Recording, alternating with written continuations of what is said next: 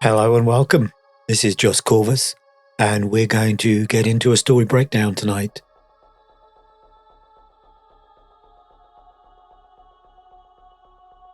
The story we're going to be breaking down is The Tomorrow War, which is a Prime Video movie starring Chris Pratt and another number of other characters. So the goal is to understand how the story was put together to create the effect of the story. And The Tomorrow War is it's a good movie. It's good entertainment. It's enjoyable. It's action, I would say, action adventure story, but it's got a really strong emotional punch, keyed into the fact that Chris Pratt is leading it, but the story actually blends in a good emotional element, and that was the main reason why I decided I was going to break it down, is to try and see how this action adventure managed to build in an emotional element that worked so strongly. Okay, right. So the first thing that any story has to do is to hook you. You've sat down, you've turned on the TV, or you've opened a book. What's it going to do to keep you invested in the story? And the way that the Tomorrow War does that is it gives us a flash forward. Now, the actual story itself starts off in modern day suburban Miami, which isn't as rock and roll as Chris Pratt in a black t-shirt with a machine gun in the future. The story starts off with a scene that happens at the beginning, or roughly in the beginning of Act 2, when Chris Pratt goes into the future to start fighting the aliens. But that's at the beginning there, just really to hook us. Chris Pratt himself does that. You see Chris Pratt on screen and you're immediately intrigued. He has part of his star power is to give us that draw. He does have that draw. And of course, like I say, you dress him in a tight black t-shirt and give him a machine gun. It accentuates that appeal. So the hook there is there just purely to get our bums on seats and for us to put the remote control down and start watching the movie. So we then move into the arena and time frame. But the arena and time frame is essentially East Coast America. It's a modern day and future East Coast America as well. And so it doesn't jump about a huge amount. It does at the very end, but we'll get to that. The stakes. What do the characters care about in this world that they're going to fight for? This is interesting because, of course, what this does is defines the story bubble. So that the story happens within the modern timeline and the future timeline, but doesn't happen in the whole wide world. It happens within a bubble. And although the alien invasion is impacting mankind, we don't get to see the whole of the impact on mankind in the story. We just see it through the lens of the story bubble. And the story, of course, is centered around Chris Pratt's character, who is called Dan. And what does Dan care about? Well, Dan cares about his civilian life and his family. That's his world stakes. He's an ex-soldier. His civilian life and his family is what he cares about. That's his world stakes. And his personal stakes are the relationship with his daughter. Well, primarily it's his daughter. So his world stakes, what defines the bubble, is his family nucleus and his relationship with his wife and his daughter. But the key thing, the thing that the story drives through, is his personal relationship with his daughter. So Dan's want and need are different. Dan's wants and needs. Does Dan go through a character arc? He does, actually. He's a very shallow character arc, but he does go through an arc. So he starts off with a want. And it's interesting because his want is his basic desire at the beginning of the story is to get a better job as a teacher. So he's a teacher. He's trying to get a better job. And he's struggling. It seems like his military background is holding him back. This isn't really, this isn't dwelt on. It actually plays quite a big part in the story at the end, or to the middle and end. But I think the movie's desire to get on with the story doesn't really spend much time focusing on this. But Dan struggles with an interview. He loses it. And then pretty much that's outside, beats up his bin. And that's pretty much our only indication that something might not be wrong, might not be right with Dan. I don't think it stands out so much because I think we all have those moments. And so it doesn't really stand out as particularly egregious. But we learn later on that it leads to bigger things. So Dan's want is to further himself, to better his standing, his family, and his professional desire. His need is to accept help, which we learn through the story. We'll see shortly that he can't accept help from those that give it to him. And through the story, he'll have to learn that he needs to accept help. So that's his character arc. And so we have Dan trying to get a better job as a teacher. He is a teacher. You see his family nucleus. He has a beautiful wife and he has a cute daughter, and they seem to have a very strong friend base. And it's Christmas, I think. And there's a soccer game on the TV. And then we have the change. Now, the change is essentially where the threat makes itself known. And of course, the threat is what makes the characters fight for what they care about, i.e. defines the stakes. So the threat in this story is fairly simple. It's a future alien invasion, and it's defeating the future mankind to the point where they're in dire straits and they've had to go back into the past to recruit people from the past to go forward in time. That's the change. So the platoon of soldiers arrive on a football pitch and say, "Hey, we're all about to go extinct. You need to come and help us fight this war." That happens quite quickly in the story. The story doesn't hang about. So we've had this setup of modern day suburbia. We've got Dan, we've got the family nucleus. And then almost straight away, it basically introduces the change and we're in the story. The threat is now upon us. The second half of the setup from the change to the end of Act 1 is typically by Blake Snyder called the debate. But I think it's better defined as the refusal and acceptance, by which I mean that the hero will initially refuse the call to the story. If this is done well, it adds texture to the hero's story and adds texture to who the character is. And of course, in understanding who the character is better, we invest better in the story. Dan quite quickly gets his call up. He's called up to do his service. I forget what they call it in America. His tour of duty. Initially, after he's called up, he refuses the challenge. So the story is waiting to happen, but he refuses it. And it's pretty much under the guise of the fact that he wants to protect his family, and they decide that they're going to consider running, avoiding his tour. We see in the story that mankind is it's interesting. One of the flaws in the story is that mankind just seems to sort of accept its fate and believes that it's going to lose this war. I don't think I've ever experienced mankind do anything like that. So that kind of doesn't work within the story. But it serves the need to push Dan and his family to try and run, the desperation of it. So he initially refuses, and the only way they're going to be able to run is for him to be able to ask his father for help. So then we're keying in on the key part of his need to grow as a character, because when we meet his father, we realize that he can't. He's so, whatever, it's strong-headed, he can't ask his father for help. And there's nothing he can do. He can't run. He has to accept that if he's not going to ask his father for help, then he has to accept that he's got to do his tour of duty. So that's the debate phase. That's the refusal and acceptance phase. They initially refuse the call, and then he accepts it when he can't accept his father.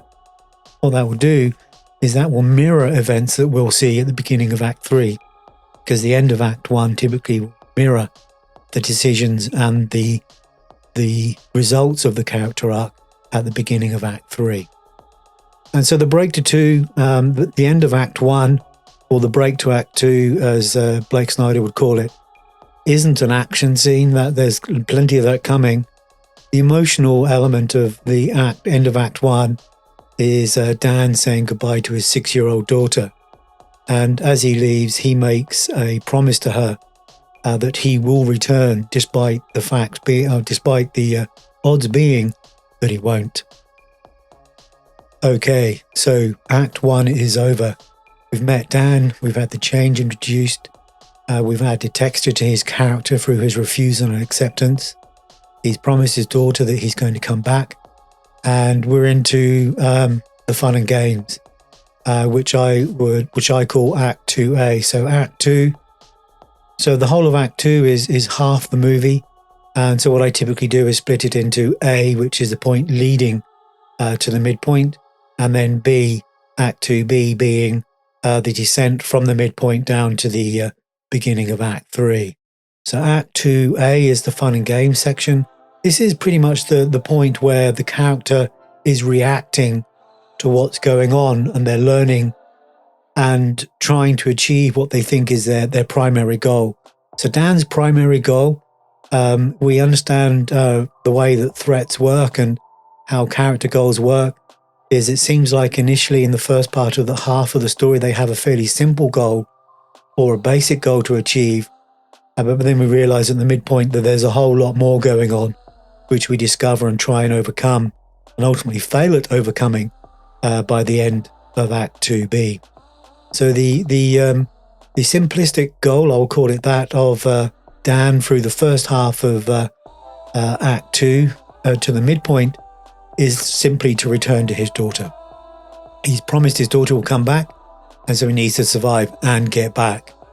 So the fun and games is basically, first of all, Dan in the staging centre, meeting up with a number of other characters that will facilitate the story, and then integrating us into a little bit of how this movie is going to handle time travel, and basically they then transport into the future, and then we're actually into the story. The transportation of the characters into the future is what we would call the into the woods moment. At the end of Act 1, the character willfully embarks on the journey, but then halfway through, usually about halfway through 2A, as we head towards the midpoint, the characters willfully make a step towards achieving their basic goal, which is Dan going into the future so he can complete his tour so he can get back to his daughter. In the future, we're still on the east coast of America, we're still in Miami, but it's war ravaged. And this is, because this is an action adventure, there isn't a huge amount of story that goes on through this fun and games, other than the fact that Dan is learning and reacting, and that's the key thing. Dan is learning and reacting to these new world dynamics. So we're learning about these aliens, and these aliens are, I have to say, some of the best aliens I've ever seen in a movie. They really are organic, and they are a real strength of the story. They're not rubbish CGI, they're not rubbish puppets. They don't look like they're engineered to just be badass. They look like they were evolved aliens, and they're very impressive and formidable. And so the idea, once you're into the woods, the concept of the into the woods is basically you go into the woods to find a talisman or an elixir or something like that, and then you fight in the second half of Act 2 to get out of the woods. And the process of getting the elixir and getting out of the woods changes you. And that's essentially what Dan's quest is. Once he gets into the future, he's basically told to go to a destination to pick up an elixir, and take it to another point where they can use it to try and kill the aliens.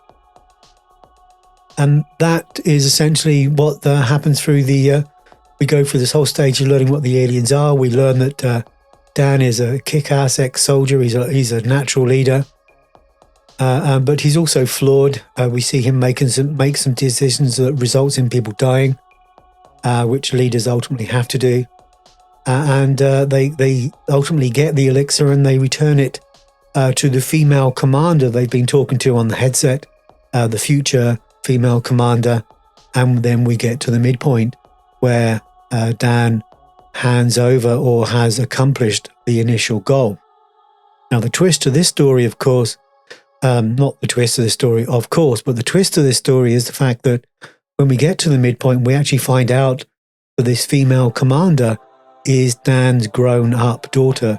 And so here we have the accomplishment of the first, the 2A goal, the basic goal, which is to return to his daughter. And the clever aspect of this, of course, is that she's grown up. That's the first point. And number two is the fact that she hates him. She's gone from the 6-year-old daughter she's gone from the 6-year-old daughter who adored him that he said goodbye to this 25-year-old woman who doesn't like him at all. And so, of course, we've now got to figure that out. And that's part of what the bad guys is. Blake Snyder's, the 2B, the descent from the midpoint to the end of Act 2 and the beginning of Act 3 is the bad guys.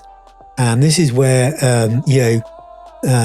gets real. And it starts off immediately when we find out that his daughter doesn't like him. And what they're doing is he's now part of he's in control. The character is always, they've gone through this stage where they've been assessing. Now the character is more in control of making their own decisions. And so, of course, what Dan wants to do is he wants to be with his daughter and to try and find out why she doesn't like him.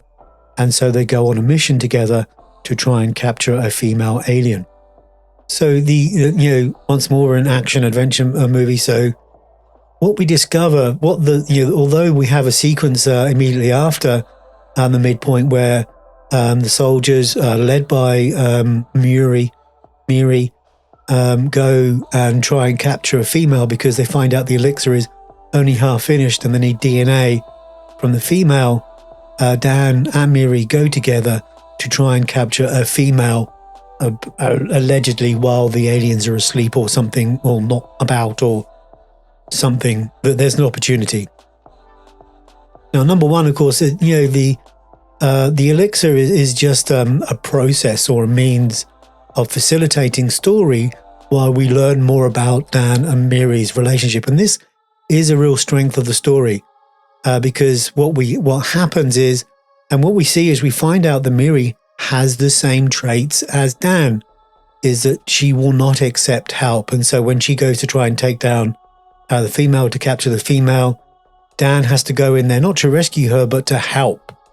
And he goes in there to help her, but she won't accept his help.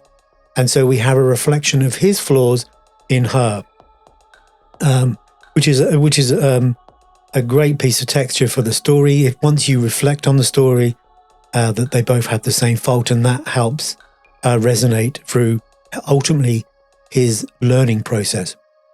So we find out at the all is lost moment, which is after they've captured the female, is that the reason Miri doesn't like Dan, the all is lost is the moment when they come out of the woods. They've got the elixir, which is essentially the female alien, everything they need to defeat the enemy. And they're out of the woods, but they've paid a price. The all is lost moment is the moment they get out of the woods with ultimately what they went in for. Dan has he's with his daughter. They've got the elixir. They have everything they need to try and kill the aliens. But this basically what we find out is, the worst thing that can happen at this moment in time, the all is lost, happens. And what we find out is back in the modern timeline, if Dan goes back, he actually dies in about 6 years' time.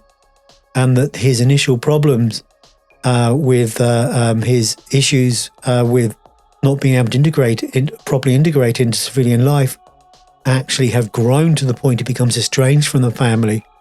And he actually dies 6 years later, estranged from his daughter. He dies with her sat beside his bed, and she doesn't know the man that he is anymore. And she hates him for it because she adored him. And then that's how we find out why the relationship is estranged. So that's the all is lost moment. Now, the all is lost moment will also typically have a death or threat of death. And if the attack of, fighting the alien wasn't enough, of course, the hint of death is the moment we realize that in the real timeline, when he goes back, if he doesn't change, he's going to die. He's going to be estranged from the family, and he'll end up dying in a car accident, lonely. The story carries on its action adventure. Not a lot happens, but a lot happens. And so we go back to this secret base. And so Miri is the scientist that's sort of driving towards finding an antidote or a serum to kill these aliens. And over a period of time, as Dan and Miri bond, and it restates her unwillingness for help. Story restates her unwillingness to help. They discover a serum to kill the aliens, just as all the male aliens that were part of the hive that the female was stolen from attack the water base. And so we have the lead up there to the end of Act 2, what we would call the darkest hour, where essentially the darkest hour is where the threat seems to have won. So the future threat is the alien invasion. The stakes are essentially, we know Dan's relationship with his family. As Dan and his daughter try to escape, they find out, that in the future they have so little resources, they are unable to manufacture the elixir. And so what Miri has been working towards is producing elixir so he can take it back, and so they can manufacture it so when the aliens do invade, that they can kill them. And in the process of trying to escape so that they can get Dan back to the modern timeline so they can manufacture this elixir, Miri is first fatally wounded by the female alien, which has escaped or has been freed, and then she is killed. And the thing here is really interesting is at the end of Act 3, which is the darkest hour, Miri and Dan both appear to die, and the story stakes has been defeated. Miri is killed. Dan falls to what appears to be his death with Miri into the hive of aliens in the water, and we have total defeat. Now, the interesting thing, I thought that was excellent. I thought that was really good to have Miri killed. And that's what happens at the end of Act 2. As he falls into the hive, as she dies, he's transported back. His tour is finished. He's transported back. So the darkest hour is the worst thing that can happen at that moment. The stakes are defeated, and Dan returns to the modern timeline totally defeated. He's lost his daughter. And it's obviously paid, he's paid a price mentally. So that's the end of Act 2, total defeat. And that's typically what happens, is that Act 3 is going to be exciting because somehow or other we've got to turn this around and the character has to overcome the threat. And typically what they do overcome the threat by taking what they've learned through the story. And this is in a positive character arc. There are different types of character arcs, but in the positive character arc, they get to the beginning of Act 3. They take what they've learned through the story, and then they apply that changed knowledge to overcome the threat. And we see that at the beginning of Act 3, with a devastated Dan slowly coming to the realization that he's going to have to, they work out that the aliens probably didn't invade, they were probably here all the time. And so what Dan has to do is he has to once more ask his father for help. And so the evolution of Dan is that on this occasion, it matters that much that he has progressed in his character. He asks his father for help, and he gets it. He gets it from the friends that he went to war with in the future, and he also gets the help from his father, who is kick-ass. And so what we then have is two stages. towards the end of the movie, we have the crisis. The crisis is them finding the aliens, and then the aliens waking up before they can kill them all with the serum. And once they do manage to blow up the aliens in the spaceship, we have the climax, but of course, the female alien that will then, in the future, kill Dan's daughter, Miri, then gets free into the world. And Dan and his father have to fight to kill the alien, not only to save their own lives, but also to save the future Miri. And in fighting the alien, father and son not only are working together, but they also bond, which just gives us the closing scene of the story outside Dan's house. And this, like I said, the opening scene and closing scene are mirrors of each other, because we have this scene on the drive outside the house where the family all comes together. And so the young daughter not only gets to hug her father, but also gets to meet her grandfather for the first time. And Dan picks the bin and takes the bin that he previously beat up and literally wheels it up the drive carefully. And we have a subliminal moment that shows us the progress of Dan's character. So the strength of this movie for me was, number one, the aliens. I thought they were really well done, and I think if they hadn't been done so well, then this might not have held my attention. But they seem so organic and so real. And one of the things that is really clever about the story is that we find out at the end, at the Act 3, that the aliens never invaded, and that they were frozen in Siberia.